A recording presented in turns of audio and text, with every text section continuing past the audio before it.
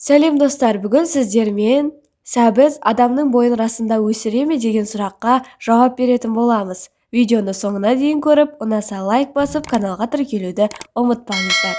Негізінен сәбізді жануарлардың арасынан қоян өте көп жейді. Сүйікті асы десек те болады. Онда неге сол қояндардың бойы ұзын болып кетпейді деген сұрақтар пайда болады адамдардың арасында.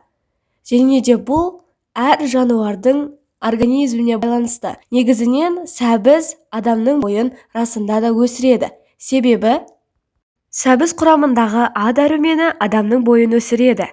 Көру қабілеті мен теріні жақсартуға ықпал етеді.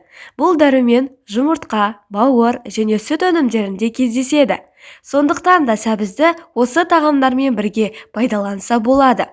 Сәбізді қаймақпен араластырып пайдаланса, оның құрамындағы каротиннің едәуір бөлігін адам ағзасында сіңіреді.